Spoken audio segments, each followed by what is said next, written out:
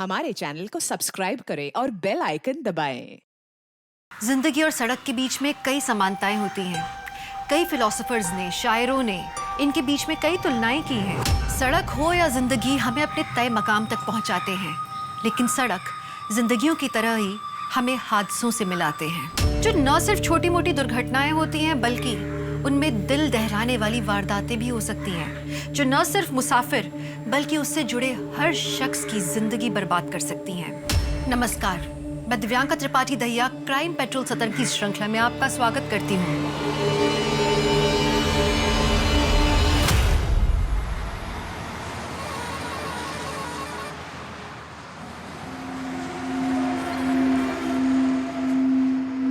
और क्या लाऊं साहब? क्या खाना बनाया है यार, मन करता है बनाने वाले का हाथ चूम लो। जाओ चूम लो, बुढ़िया है, 6 महीने से बना रही है। एक काम कर, तू ही चूम ले। क्या साहब? एक सेम प्लेट ऐसा पार्सल दे देना, घर ले जाऊंगा यार, बीबी खुश हो जाएगी। जरूर जरूर जरूर।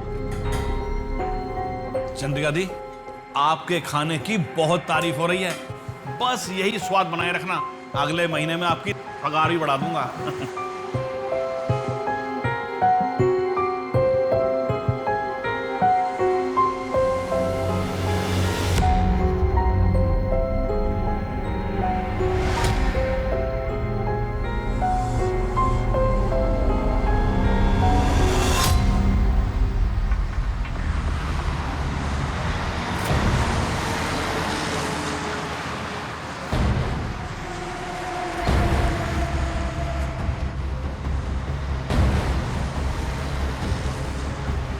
नमस्कार सर।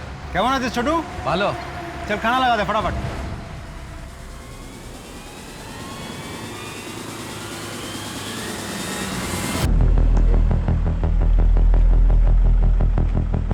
अरे भैया, बरेपुर तक जाना है। 500 रुपए लगेगा। भैया हमेशा 150 में जाता हूँ, अब 200 ले लेना। अरे भाई इतना ही लगेगा, आगे अगर 2-3 आदमी मिलेंगे तो आधा आधा बांट लेना। भैया एक घर में कॉल कर दूँ? हेलो, हाँ हमें गाड़ी मिल गई है, हम सीधा घर ही आएंगे। हाँ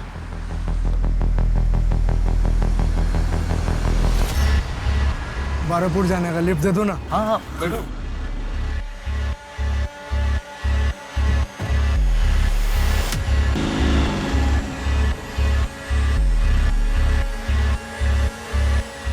भैया थोड़ा साइड कर दो यार, बहुत जोर की पेशाब लगी है, साइड कर दो।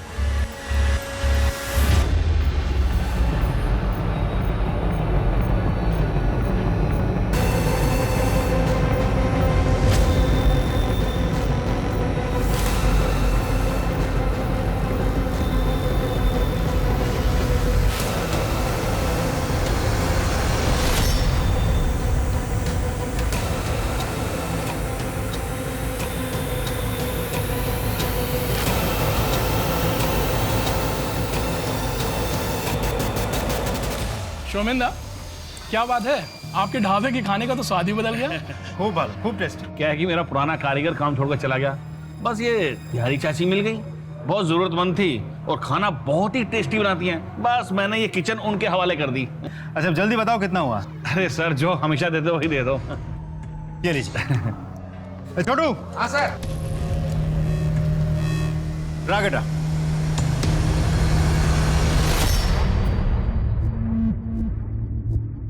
चंद्रिका दी, पुलिस वाला आपके बारे में पूछ रहा था। अरे बोल रहा था कि आप खाना बहुत स्वादिष्ट बनाती हैं।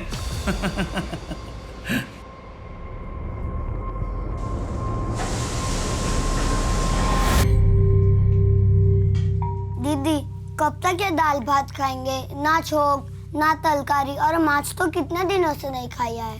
अरे उस दिन तो खाया था ना माछ भात। कब? अरे चौधरी काकू की शादी में। हाँ। और मीना मासी के घर पे तुझे पूजा में रसगुल्ले भी तो दिए थे उन्होंने। हाँ। तुझे पता है, जब अपने माँ बाबा थे ना तो माँ बहुत अच्छा अच्छा खाना बनाती थी। तू बहुत छोटा था लेकिन बहुत चाव से खाता था। माँ क्या क्या बनाती थी? शुक्तो, बेगुन भाजा, चटनी, शोरशे बाटा माछ और भी बहुत कुछ बनाती थी।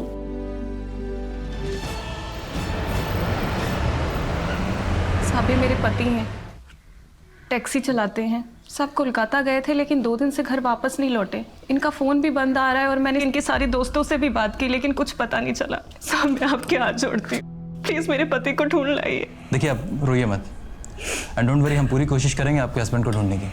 एक काम करो, इनकी FIR दर्ज करो और इनसे इनके पति का मोबाइल नंबर लेके उसे सर्विलेंस पे डाल दो। अब देख तू इसे कैसे आउट करता हूँ।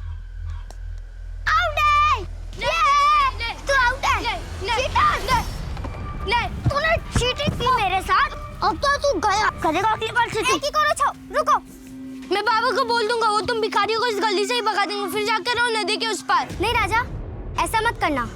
मिंटू बदमाश, कितनी बार कहा कि मारपीट मत किया कर। चल सॉरी बोल राजा। सिर्फ माफी से काम नहीं चलेगा। सबके सामने तूने मुझे मारा, अब सबके सामने ही तुझे मुझसे मार खानी पड़ेगी, हारना पड़ेगा। पर राजा मिंटू सॉरी बोल रहा है ना। बाबा अच्छा सुनो, मिंटू नहीं मान रहा तो तुम मुझे मार। अरे रुक, मैं तुझसे मार भी खा लूंगा और हार भी जाऊंगा। I am the winner.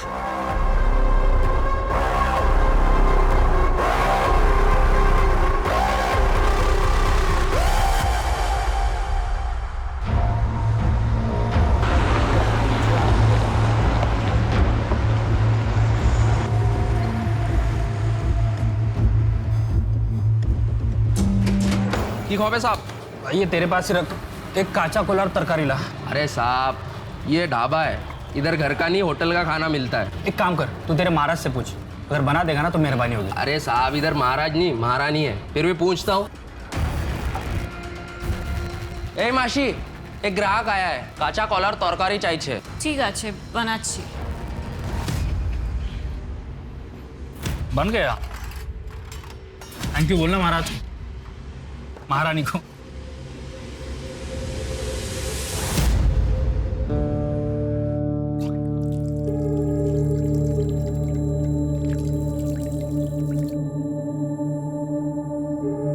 आपका 80 টাকা হয়েছে।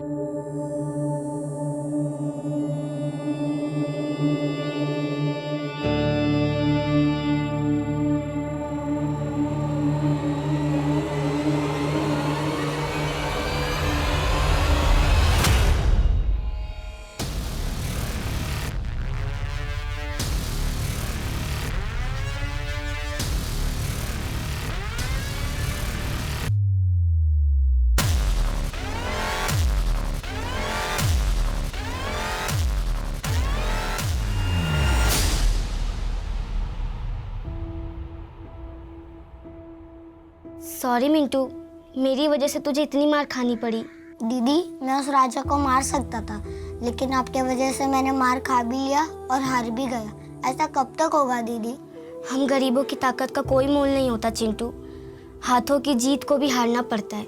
ऐसी ही दुनिया चलती है। जब तू ये समझ जाएगा ना, तकलीफ अपने आप बंद हो जाएगी। दीदी आप तो समझ गई है, फिर भी आपको तकलीफ होती है ना? बहुत बड़ा हो गया है रे तू। चल अब जल्दी से सो जा। बड़े होकर के क्या क्या करना है उसके सपने भी तो देखने हैं ना।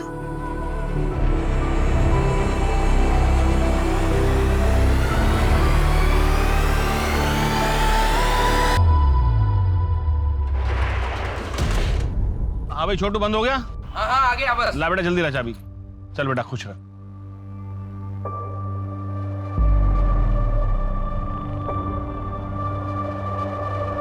क्या बात है छोटू सेठ, लगता है अच्छी टिप मिली है। हाँ फिर तो क्या बोलता है, चलें मस्त मूड बनाते हैं। मौका भी है, दस्तूर भी है और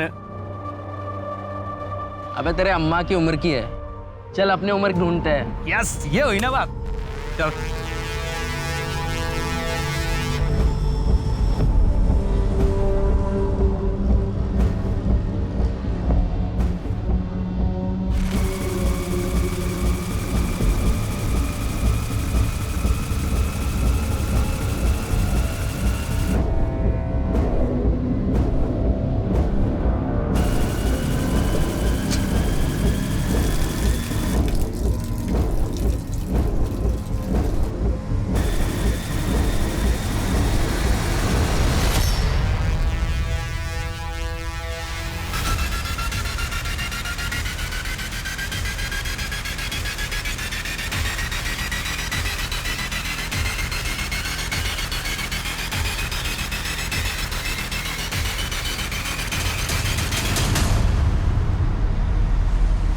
क्या हो गया भाईजान?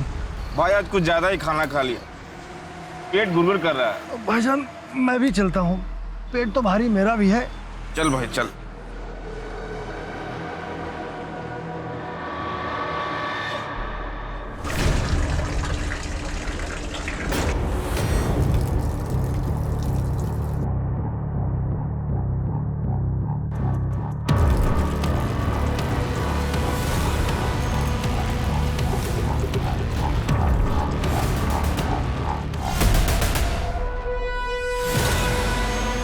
कहाँ जा रही है जाने मन?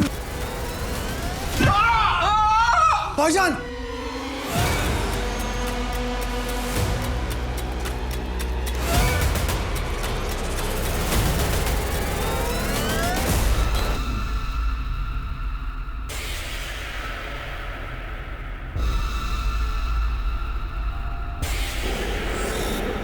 रुको रुको रुको रुको रुको, मुझे लिफ्ट दे सकते हैं क्या? थोड़ी दूर पे जाना है। आइए।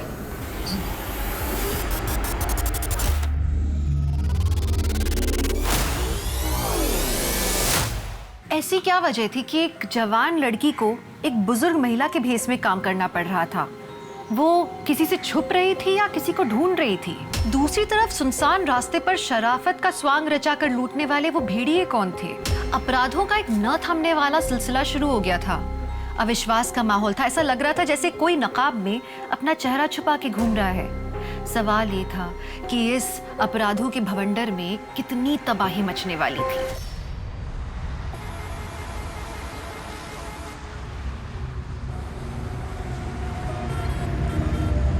मासी, अरे बाप रे, चंद्रिका मासी, मासी, चंद्रिका मासी, मासी,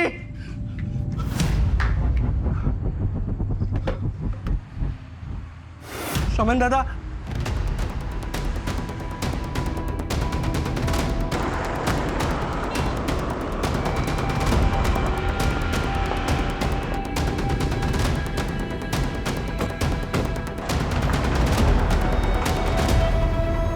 आप ही ने फोन किया? जी सर, मैं ढाबे का मालिक सुमन। सर वो वहाँ खड़े ट्रक का ड्राइवर था, वो उसके साथ एक क्लीनर भी था। रात उन्होंने खाना खाया और वहीं ट्रक के पास ही खटिया डालकर सो गए। सुबह ये छोटू आया तो उसने देखा कि किचन के पीछे ड्राइवर की लाश पड़ी है। ढाबे में और कोई था? हाँ साहब, वो चंद्रिका मासी रहती है मगर वो भी गायब है। सर चंद्रिका हमारे ढाबे पर काम करती है। सर वही चंद्रिका बुढ़िया जो आप पिछले हफ्ते खाना खाया तो आपने कहा था बहुत स्वादिष्ट है। महेंद्र आसपास चेक कर। सर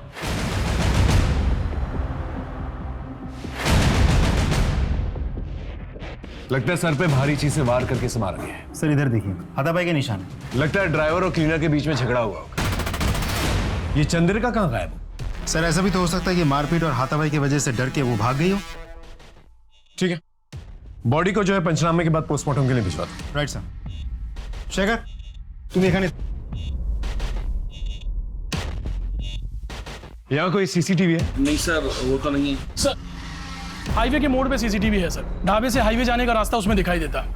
एक बात और सर, आसपास अच्छे से चेक किया लेकिन चंद्रिका और क्लीनर दोनों नहीं मिले। कोई मर्डर वेपन? नहीं सर। ठीक है, काम करो, फुटेज निकालो और ट्रक के ओनर से पता करो ये क्लीनर है कौन। सर आखिर ये चंद्रिका और ये क्लीनर दोनों गायब हुए तो कहाँ है?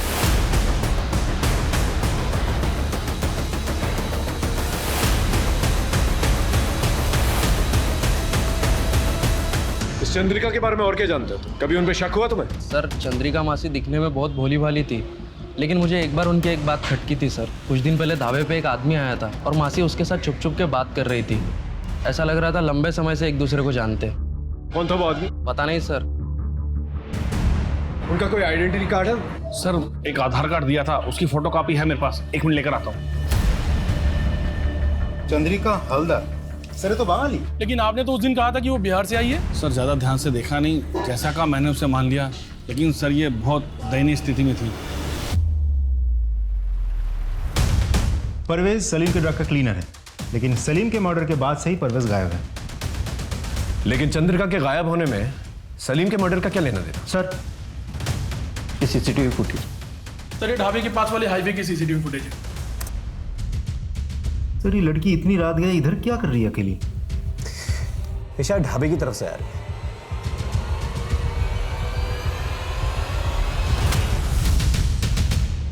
एक काम करो, इसके फोटोज जो है ढाबे के मालिक को और वहां पर काम करने वाले लोगों को दिखाओ, कोई ना कोई इसे जानता होगा। और ये ट्रक शहर की तरफ जा रहा है, इसकी भी डिटेल्स निकलवा। एक काम करो, चंद्रिका के आधार वाले एड्रेस पे जाओ, वहां से कुछ क्लू मिलेगा। सर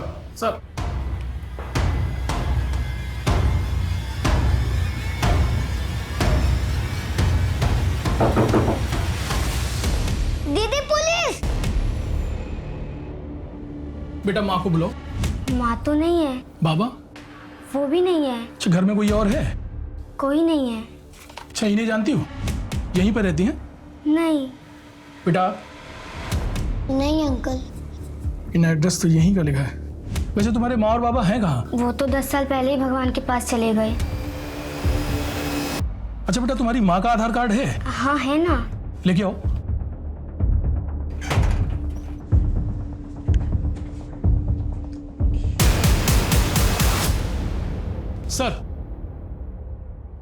सर चंद्रिका के एड्रेस पर पिछले 10 साल से 2 अनाथ बच्चे रहते हैं। वो तो चंद्रिका को जानते भी नहीं है सर।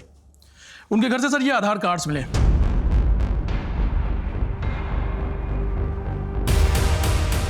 चंद्रिका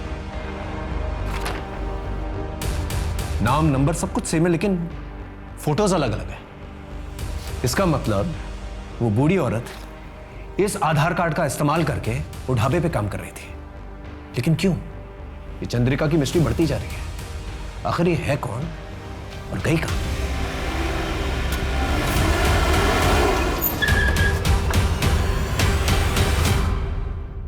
ये ट्रक तुम्हारा है?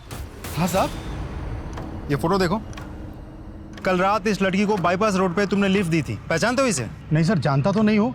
सवारी थी, हाईवे पे हाथ दिखाया तो गाड़ी रोक दी। कहाँ उतरी थी लड़की? डायमंड हार्बर एरिया में उतरी थी साहब। उस लड़की की बातचीत से तुम्हें ऐसा कुछ लगा कि वो कहाँ जाना चाहती है?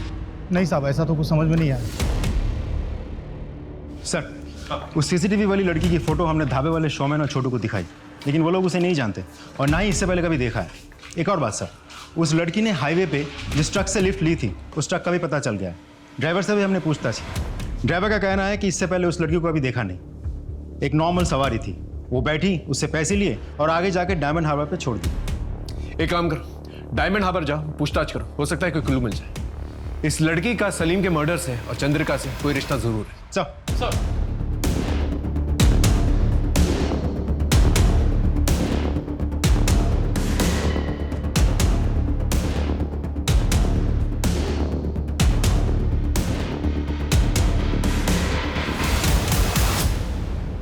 टिया, टिया, ये लो, अगले हफ्ते और लाऊंगा। पर इतने से एक हफ्ते में गुजारा कैसे चलेगा? शुक्र मनाओ, इतना तो मिल रहा है, वरना भूखा मरना पड़ता।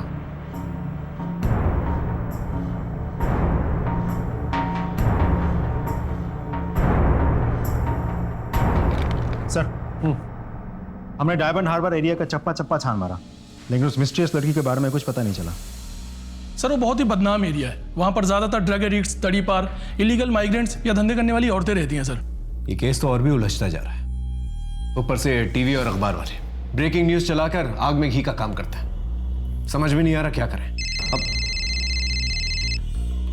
Hello Jayant sir. Yes sir, अभी फिलहाल तो सॉफ्ट क्लूज मिले हैं सर। जैसे कोई पुख्ता सबूत मिलता है हम कातिल को अरेस्ट कर लेंगे। जी सर।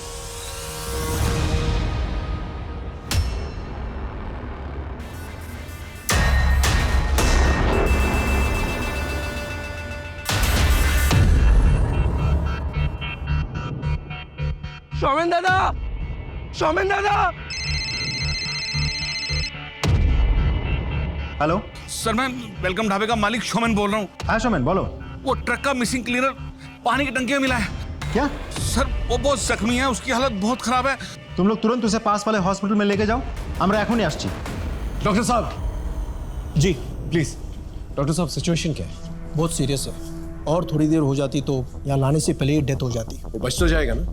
कोशिश कर रहे हैं। उससे बात कब कर सकते हैं हम? रिकवरी पर डिपेंड करता है, मैं आपको इन्फॉर्म कर दूंगा। Okay sir, thank you.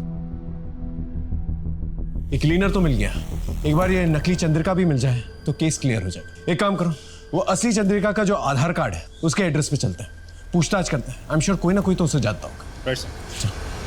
चल ठीक है, टेंशन मत ले। अरे बोला ना एक बार काम हो जाएगा। चल फोन रख। पिस्टल चाहिए। पैसे हैं?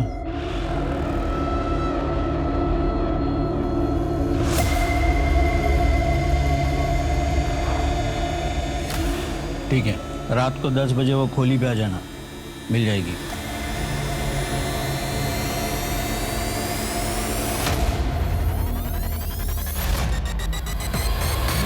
नहीं, गाड़ी मत रुकना। मजबूर सा लगता है, शायद उसे किसी मदद की जरूरत हो।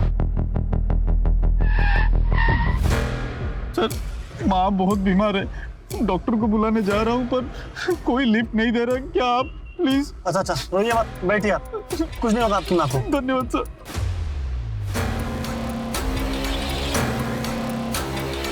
बस सर यही रोक दीजिए। लेकिन यहाँ पे तो कोई दवाखाना नहीं है। इस पगडंडी के आगे एक छोटा सा गांव है, वही दवाखाना है सर।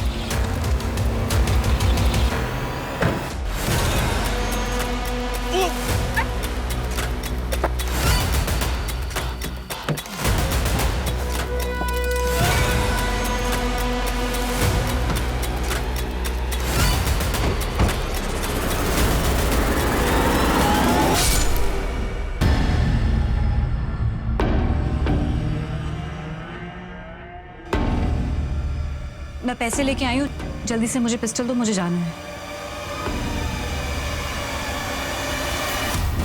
ये क्या कर रहे हो तुम?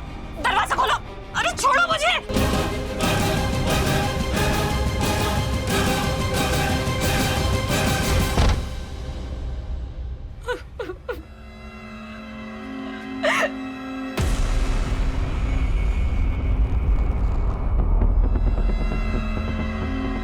सर उन बच्चों के पास विपिन नाम का एक आदमी आता है, शायद उनके माँ का दूर का रिश्तेदार है। माँ बाप के मरने के बाद से वही उनका ख्याल रखता है। Thank you sir. एक नई इंफॉर्मेशन मिली।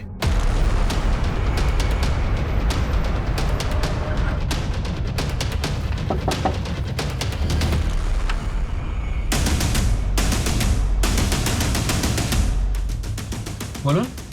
আমরা টিয়া আর মিন্টুর মা চন্দ্রিকার ব্যাপারে জিজ্ঞেস করতে এসেছি। क्या ना? चंद्रिका पीसी के साथ जो कुछ हुआ उससे आपका पेट नहीं भरा क्या?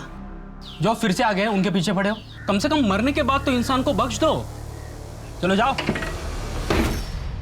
एक बार बोला समझ में नहीं आता क्या? पुलिस की शक्ल देखना पसंद नहीं करता मैं, और बात तो कतई नहीं। तुम्हारे साथ जबरदस्ती भी कर सकते हैं, प्यार से पूछ रहे हैं, बता दो। सर जिस चंद्रिका की आप बात कर रहे हो ना, 10 साल पहले उन्होंने आत्महत्या की है। क्यों? एग्जैक्टली क्या हुआ वो मुझे नहीं पता, लेकिन मेरे पास ऐसा कुछ है जिससे आपको हेल्प हो सकती है। रुकिए। आपके डिपार्टमेंट के कांस्टेबल की वजह से उन्होंने आत्महत्या की। रेप हुआ था उनका। कौन था कांस्टेबल? आपके थाने का था। ढूंढिए, पता चल जाएगा आपको। एदिके सर, एदिके।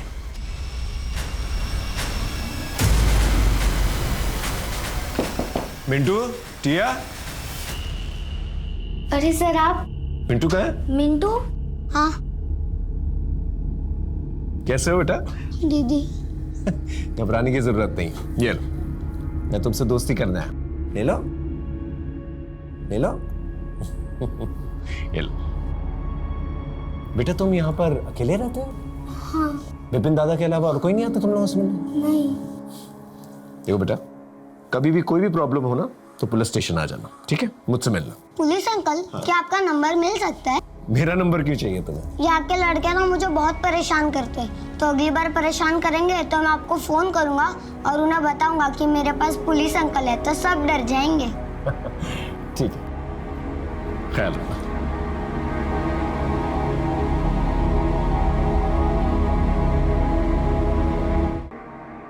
सर आइए सर। सर ये पांडा जी हैं, इसी पुलिस स्टेशन से 4 साल पहले रिटायर हुए हैं। सर, कैमन आशा? बोलो उससे। बॉश बताइए सर, चंद्रिका के बारे में और क्या इन्फॉर्मेशन है आपके पास? सर चंद्रिका ने मेरे पास आके उसके पति की गुमशुदा होने की रपट लिखवाई थी। हर दिन आके रोती थी, फिर अचानक से गायब हो गई, उसका कुछ पता ही नहीं था। कुछ दिनों बाद उसका एक दूर का रिश्तेदार एक खत लेकर आया और कहने लगा कि चंद्रिका के साथ प्रशांत मित्र नाम के एक हवलदार ने रेप किया और इस सदमे में आके चंद्रिका ने आत्महत्या कर ली। पर सर इस प्रशांत मित्र नाम का कोई भी हवलदार हमारे थाने में नहीं था। हमने काफी छानबीन की, फिर उसके बाद इस फाइल को बंद कर दिया। सर ये रही उस केस की फाइल। सर डॉक्टर का मैसेज आया, परवेज क्लीनर को होश आ गया है।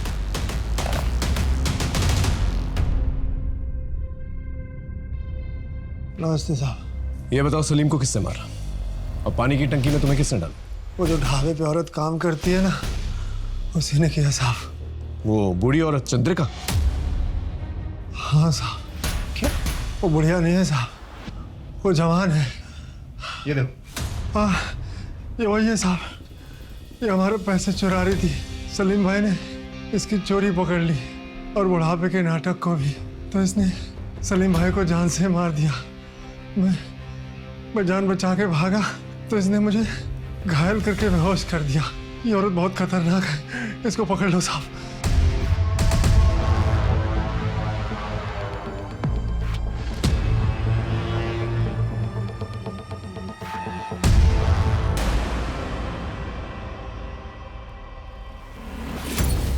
मुझे देख के रास्ता खाली किया कर। क्यों? रास्ता तूने खरीद लिया है क्या? ज्यादा ऊंची आवाज में बात मत कर, बाबा को बुला दूंगा। अब मैं तेरे बाबा से डरता नहीं हूँ, क्योंकि अब मेरे पास पुलिस अंकल है। ये ज्यादा फेंक मत। सबूत चाहिए?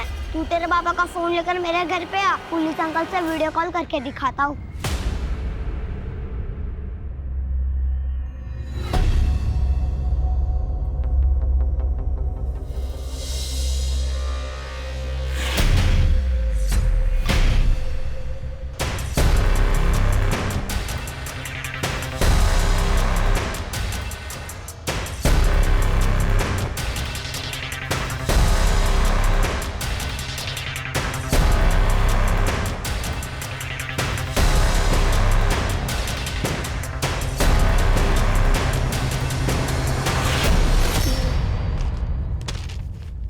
चलिए नंबर डायल कर फटा। वीडियो को? अरे मिंटू। जय हिंद सर। कोई प्रॉब्लम? नहीं सर, ऐसे ही फोन किया। अरे मिंटू ऐसा फोन मत किया करो। हाँ, कोई प्रॉब्लम होगी तो जरूर फोन करना, मैं तुम्हारी हेल्प करूंगा। ओके, अपनी पढ़ाई पे कंसंट्रेट करो। हाँ सर। ठीक है। एक मिनट मिंटू, वो पीछे तुम्हारे जो फोटोग्राफ है, जरा उसके पास जाना, दिखाना मुझे। ये तुम्हारी फैमिली फोटोग्राफ है ना? हाँ सर। फोटो में तुम दोनों के अलावा ये पीछे बड़ी लड़की कौन है? Okay okay, bye sir. Phone काट दिया। आई एम श्योर इस लड़की का कुछ लेना देना जरूर है इससे। शायद विपिन को पता होगा। सर मिंटू और टिया की एक बहन भी थी जो उनसे 10-12 साल बड़ी थी। बचपन से उसकी दिमागी हालत खराब थी, इसलिए उसको मेंटल असाइलम में डाला था। सिर्फ चंद्रिका ही जानती थी कि वो लड़की कहाँ है और कैसे है। चंद्रिका के मरने के बाद मैंने भी उस लड़की को ढूंढने की कोशिश नहीं की, क्योंकि पहले से 2 बच्चे में पाल रहा था। वो बहुत बड़ी बात थी मेरे लिए। ठीक है, कोई भी खबर मिले तो प्लीज हमें बताना। जा। राजीव ये झूठ बोल रहा है। आसपास के मेंटल असाइलम से पता करो और ये जितने भी पड़ोसी है ना, उनसे पूछताछ करो। कोई ना कोई तो जरूर कुछ जानता होगा। Right sir. चल।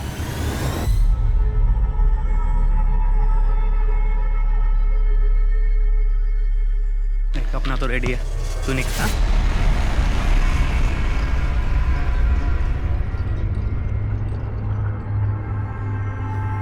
क्यों सेठ, पसंद नहीं आई मैं आपको? पसंद तो बहुत है, लेकिन उतने पैसे नहीं है मेरे पास। मुझे भी तो बहुत पसंद आया सेठ। चलेगा? चल आओ सेठ। अरे आओ ना, आज तो आपको मैं जन्नत की सैर कराऊंगी, वो भी मेरे स्टाइल में। अब देखो चमेली का जादू। लेकिन मजा आना चाहिए। हाँ हाँ बिल्कुल, आप बस देखते जाओ कि ये चमेली क्या क्या करती है। ये क्या कर रही हो? लेकिन बस थोड़ा और इंतजार। बड़ा अजीब स्टाइल है यार। हाँ, ये अपना स्टाइल है। क्या बात है, जल्दी करो जो करना है वो। मैं तो एकदम प्यासा प्यासा हो रहा हूँ। अरे अरे मार क्यों रही हो? ঠিক আছে ঠিক আছে, আমি জানাচ্ছি। सर मेरा दोस्त छोटू कल रात से गायब है। अरे दोस्त पोस्त से मिलने गया होगा, 24 घंटे वेट करो, देखছি কি করা যায়। কি नाम बोले? सर छोटू। कहाँ काम करता है? सर ढाबे पे काम करता है। ढाबा? कौन सा ढाबा? Sir welcome dhaba. कहाँ से गायब हो? सर हम सोनागाछी गए थे।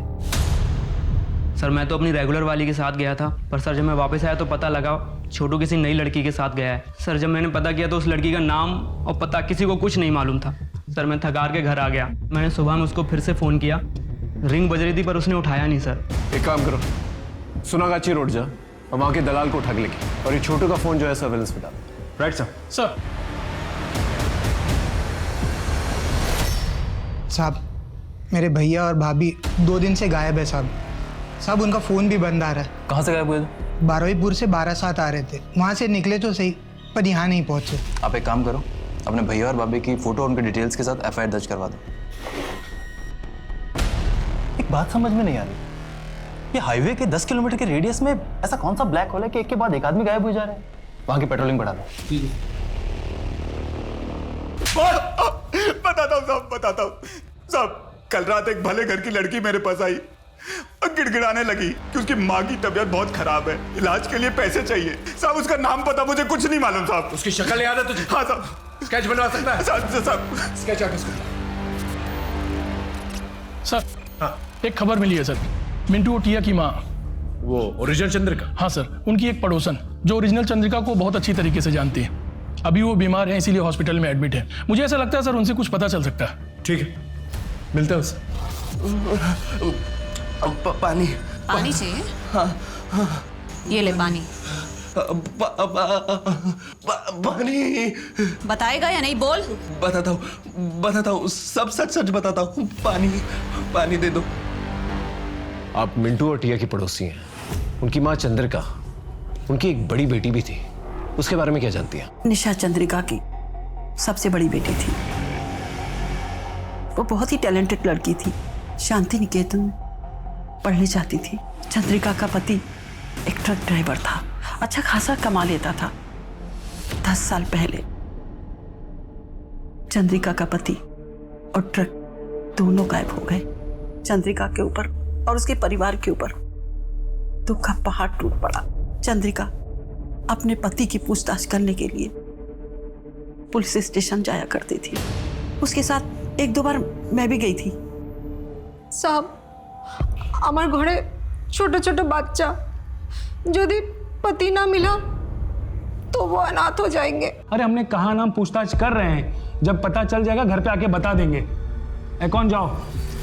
ऐसे में एक दिन पुलिस स्टेशन के बाहर उसे एक हवलदार मिला।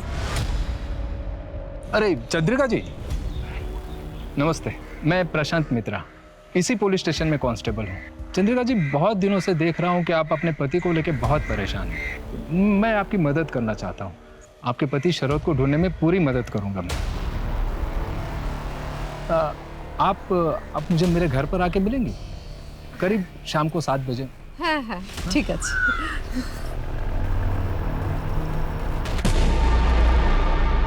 और फिर चंद्रिका के साथ उस हवलदार ने जबरदस्ती की। चंद्रिका ये बर्दाश्त नहीं कर पाई और उसने आत्महत्या कर ली। और चंद्रिका की बेटी निशा, उसका क्या हुआ?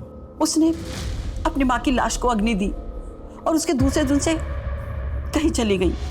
धीरे धीरे सबने उसको भुला दिया। मिंटू टिया को पता नहीं क्या पट्टी पढ़ा के गई थी कि वो लोग भी उसको याद नहीं करते थे। सब लोग उसको भूल गए। लेकिन साहब मैं कहती हूँ वो निशा जरूर वापस आएगी। सर हाँ, सोनागाछी वाली लड़की का स्केच बन गया सर। ये रहा। दिखाइए सर। क्या आप इस लड़की को पहचानती हैं? ये तो निशा है, चंद्रिका की बड़ी बेटी। ये इतनी बड़ी हो गई। Thank you so much. Sir ये तो वही लड़की है जिसने बुढ़िया बनकर चंद्रिका के नाम से ढाबे पे काम करना शुरू किया था। इसका मतलब निशा चंद्रिका अपनी माँ का आधार कार्ड यूज कर रही थी, अपना फोटो डाल के, और ढाबे पे काम कर रही थी। लेकिन क्यों? वो अपने माँ बाप का बदला लेना चाहती थी, लेकिन किससे? आखिर निशाने पे था कौन? कुछ तो वजह होगी। सर, छोटू का मोबाइल सर्विलेंस शुरू हो गया है और सारे कोऑर्डिनेट्स डायरेक्ट यहाँ शेयर हो रहे हैं। एक काम करो, परवेज के पास जो कांस्टेबल खड़ा ना, उसे अलर्ट करो जल्दी। नहीं सर, फोन स्विच ऑफ आ रहा है। चलो।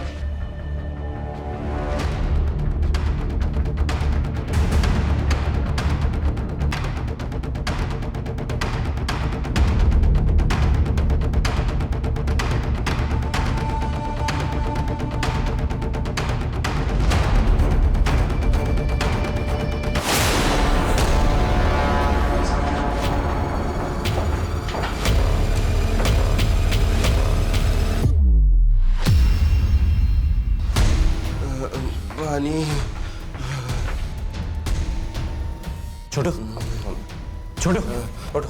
हाँ, आराम से, आराम से। सर, वो लड़की कहाँ है जिसने तुम्हारा ये हाल किया? वो सिटी हॉस्पिटल गई है सर। ये तो वही जगह है जहाँ पर परवेज जो है एडमिटेड है। एक काम करो, 2 कांस्टेबल्स को बोलो से लोकल हॉस्पिटल लेके जाए। हम लोग सिटी हॉस्पिटल चलता है। सर,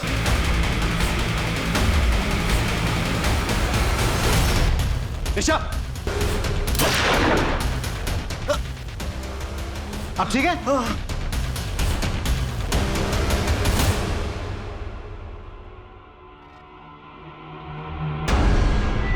तुम मुझे गोली भी मार सकती थी और वहां से भाग भी सकती थी। क्यों नहीं किया तुमने ऐसा? सर, आपने मुझे पहली बार थोड़ी पकड़ा है। मैंने पहले भी देखा है। आपकी याददाश्त शायद कमजोर हो गई है। पुरुलिया, मार्च 2017। तुम्हें मैंने विद्रोहियों के साथ पकड़ा था।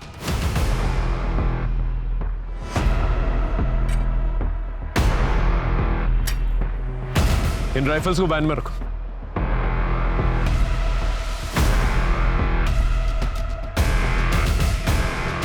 तुम इन लोगों के साथ क्यों नहीं गई?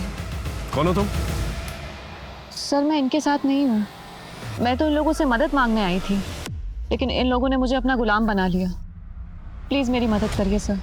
उस वक्त हमागमी में तुमसे पूछ नहीं पाया कि उन विद्रोहियों के साथ क्या कर रही थी तुम, लेकिन आज समझ में आ रहा है। तुम अपनी माँ के लिए जस्टिस लेने गई थी, लेकिन क्या फायदा हुआ? तुम भी अच्छी तरह से जानती हो कि क्या हुआ। क्या मैं गलत बोल रहा हूँ? नहीं सर, आप बिल्कुल ठीक बोल रहे हैं। ये बताओ, सलीम की मौत कैसे है और परवेज के साथ तुमने ऐसा क्यों किया? सर, माँ का करने वाला चाहे कांस्टेबल हो, विरोधी या फिर truck driver. I can understand, लेकिन तुमने भेस क्यों बदला, आइडेंटिटी क्यों बदली, और तो और छोटू को किडनैप किया, परवेज पे गोली चलाई। तुम्हारी हिस्ट्री मैं मानता हूं, लेकिन ये सब तुमने किया क्यों? सर, मेरे बाबा उस ढाबे के आसपास से गायब हुए थे। वो अक्सर वहाँ खाना खाने जाते थे। वहाँ काम करने वाले छोटू की भी बहुत तारीफ करते थे वो। जिस दिन वो गायब हुए थे उन्होंने हमें फ़ोन भी किया था, लेकिन उसके बाद ना फिर हमारे बाबा मिले और ना ही उनका फ़ोन ट्रैक हो पाया। सर, बाबा के गायब होने के तार उस ढाबे से जुड़े हुए थे, इसलिए मैं भेस बदल के वहाँ काम करने गई थी। छोटू को क्यों किडनैप किया? छोटू ही मेरे लिए लास्ट प्रूफ था। छोटू से क्या जानकारी मिली तुम्हें? उसने बेहोश होने से पहले डॉक्टर प्रसाद का नाम लिया था। पता नहीं सर, वो 10 साल पहले हुए किसी हादसे के बारे में पूछताछ कर रही थी। और सर, ढाबे पे रोजाना इतने लोग आते हैं, सबका नाम थोड़ी ना याद रखेंगे सर। तो तूने डॉक्टर प्रसाद का नाम क्यों लिया था? सर, मैं जानता था वहाँ परवेज को भर्ती किया गया है और ज़रूर वहाँ पे पहरा होगा। इस वजह से सर, अपने आप को बचाने के लिए और उस बला को फंसाने के लिए सर, मैंने डॉक्टर प्रसाद का नाम लिया था। एक के बाद एक राज खुल रहे थे, लोगों के चेहरों से नकाब हट रहे थे, लोगों की पहचानें सामने आ रही थी। एक अपहरण से शुरू हुआ अपराधों का ये सिलसिला लेकिन अभी भी जारी था। पुलिस सारी कोशिश कर रही थी, लेकिन ना तो अपराध रुक रहे थे और ना ही असली मुजरिम सामने आ रहा था। ऐसा लग रहा था जैसे पुलिस डेड एंड पे आ गई है। लेकिन अचानक ऐसा कुछ हुआ जिसने तहकीकात को एक नया मोड़ दे दिया। जैन सर। जैन, बोलो विनोद। सर, एक्चुअली केस के सिलसिले में आपसे ज़रूरी बात करना है सर। पिछले कुछ महीनों से हमारे एरिया से गुजरने वाले हाईवे से लोग बड़े रहस्यमय तरीके से गायब हो रहे हैं। और सर, सिर्फ लोग ही नहीं, बल्कि उनकी गाड़ियाँ, उनके सामान और बच्चे तक, सब कुछ वैनिश हो रहा है सर। और सर, हमें समझ तक नहीं आ रहा है आखिर माजरा क्या है। वो हाईवे हमारी जुडिडिक्शन से भी गुजरता है ना? हाँ सर, इसलिए मैं आपसे मिलने आया हूँ। महेंद्र, एक काम करो, हाईवे की एंट्री पॉइंट पे ना नाकाबंदी करवा दो और तुम अपने एग्जिट पॉइंट पे, और आने जाने वाले जितने भी लोग हैं उनका एक रजिस्टर मेंटेन करो और आपस में मैच करो। उस पूरे एरिया में पेट्रोलिंग बढ़ा दो, जितनी भी दुकानें हैं, ढाबे हैं, सबको चेक करो। ये कोई बर्मुडा ट्रायंगल तो है नहीं कि गाड़ी समेत इंसान गायब हो जाए। एक मिनट। हाँ बोलूं? जैन जी, पटना से एक क्रिमिनल जो है हमारे एरिया में पैरोल जम करके आया है, उसे पकड़ना है। सीआईडी की इंफॉर्मेशन।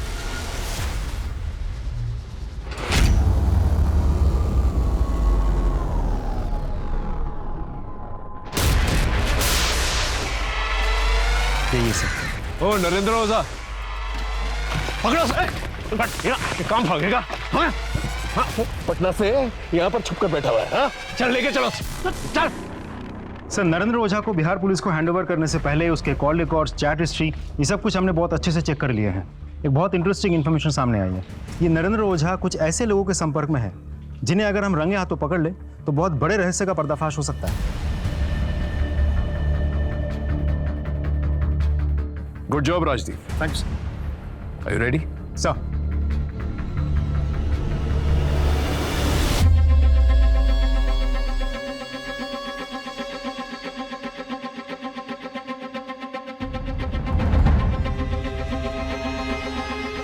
सॉरी सर, वो वेटर आज हॉस्पिटल में, मैं ही ऑर्डर लूंगा। बताइए क्या लाऊं आपके लिए? एक चिकन डबल और 2 बियर चिल्ड वाली। ठीक है, मैं लेकर आता हूँ। आज कितनी सवारी? अब 12 तक जाना है। इतनी रात गए अकेले निकलेंगे? वो क्या है ना, साहब को शादी में छोड़ने गया था। अच्छा, वापस जा ही रहा हूँ तो इक्का दुक्का सवारी बिठा लेंगे, कुछ कमाई हो जाएगी। बढ़िया जी, बढ़िया। चलो जी, मैं लेके आना जी। लो पाजी, चिल्ड बियर। लाओ जी, लाओ।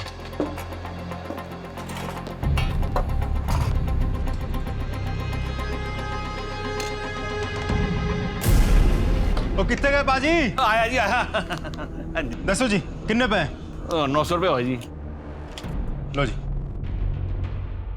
हेलो जी, सत श्री अकाल जी। हेलो, हाँ हाँ, ग्राहक निकल गया, ध्यान रखना। Okay, bye.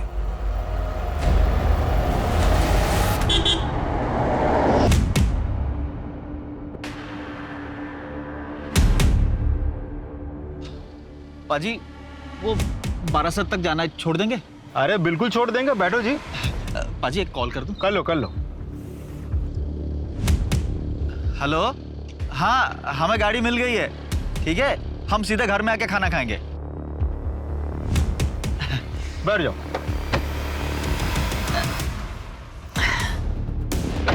हमारा साथ जाने का। अजी बैठ जाओ जी, बैठ जाओ। ठीक है, ठीक है।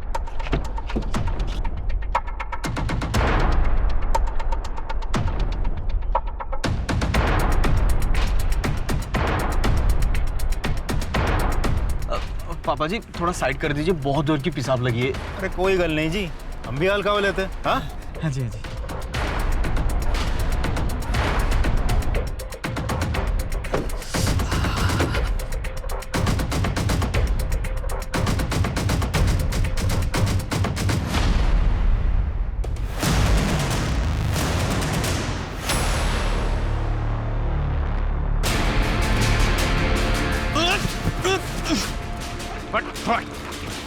चल। डॉक्टर नरेंद्र ओझा, पवन, मदन और प्रकाश, इन तीनों को रंगे हाथों पकड़ा है हम लोगों ने, और तीनों ने कबूल किया है वो तीनों तुम्हारे लिए काम करते थे। अब सीधे सीधे बोलेगा या मार खा के बोलेगा? साहब, 10 साल पहले मेरा एक अस्पताल था, छोटा सा। पैसा थोड़ा बहुत कमा लेता था, पर मेरे हिसाब से जितनी मेरी उम्मीद थी बहुत कम। तो मैंने एक गैंग बनाई, ढाबे वाला शोमैन और वो छोटू। उनके पास रात में जो लोग खाना खाने आते थे, उनसे बातों बातों में सारी जानकारी निकाल लेते थे वो लोग। और जैसे ही वो लोग ढाबे से निकलते थे, उसके बाद हम उन्हें किडनैप करते थे। फिर डॉक्टर प्रसाद की मदद से मैं उनकी आँखें, किडनी और बाकी सारी जितने भी ऑर्गन्स हैं जो काम के हैं, जिनसे हम पैसा बना सकते हैं, निकाल लेते थे। और हाँ, वो गाड़ियाँ, उनको हम डिसमेंटल करके स्पेयर पार्ट्स यूपी बिहार में भेज देते थे सर। और कितने लोगों को शिकार बनाया तुमने? ठीक से याद नहीं है, पर कुछ 100-125 लोगों की शिकार की होगी। इसे जानते हो? हाँ साहब, इसे कैसे भूल सकता हूँ। इसका पति तो पहला शिकार था। साहब, किडनी का बहुत पैसा मिला था इसके। और फिर पता चला कि रोज़ पुलिस स्टेशन जाती है, तो मैं चेक करने गया। साहब उसको देखा तो मेरा दिल आ गया था उस पर। फिर मैंने पुलिस कांस्टेबल होने का नाटक किया और उसे वादा किया कि उसके पति को ढूंढ निकालेंगे। इसी बहाने उसको घर ले गया, मैंने मज़े लिए और भगा दिया उसको साहब।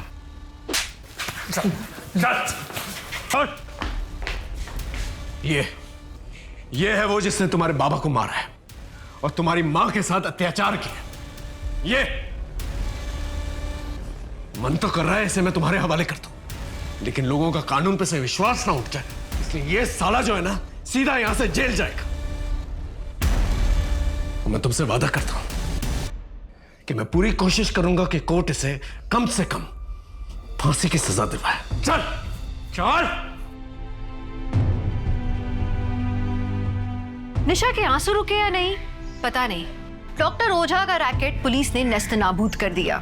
यह आवश्यक है कि हम अपने परिवारजनों को किसी भी अपराध का शिकार होने से बचाएं, लेकिन अगर दुर्भाग्यवश कोई अपराध हो जाए तो पुलिस का सहारा लेना, न्याय का सहारा लेना भी उतना ही जरूरी है, क्योंकि कानून खुद के हाथों में लेने से आपकी अपनी जिंदगी तो बर्बाद होती है, साथ ही आपके अपने भी बदले की आग में झुलसते हैं।